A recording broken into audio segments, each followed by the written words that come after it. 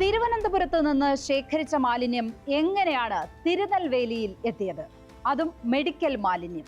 പുഞ്ചക്കരയിലെ സൺഏജ് ecosystem എന്ന company അത് കൊണ്ടുപോയി തമിഴ്നാട്ടിലെ നെല്ലറയിൽ തള്ളുകയാണ്. അത്യന്തം നാണക്കേടുണ്ടാക്കി തിരികെ കൊണ്ടുവരേണ്ട സ്ഥിതിയും ഉണ്ടായി. ഇതിനുശേഷം കേരളത്തിൽ നിന്നുള്ള ഒരു മാലിന്യ വണ്ടിക്കും തമിഴ്നാട്ടിലേക്ക് പ്രവേശനം കിട്ടുന്നില്ല. വണ്ടികളെല്ലാം പിടികൂടി തിരികെ അയക്കുകയാണ്.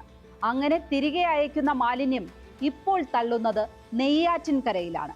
തിരുവനന്തപുരം കോർപ്പറേഷനിലെ മാലിന്യം ഏറ്റുവാങ്ങാൻ നെയ്യാറ്റിൻകരയ്ക്ക് എന്ത് ബാധ്യതയാണുള്ളത്?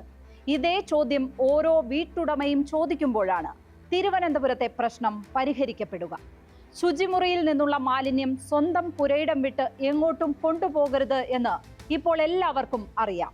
അതുപോലെ തന്നെ സ്വന്തം അടുക്കളയിലെ മാലിന്യവും കൈകാര്യം ചെയ്യാൻ നിയമം ഉണ്ടാകാതെ മാലിന്യ പ്രശ്നം പരിഹരിക്കപ്പെടില്ല.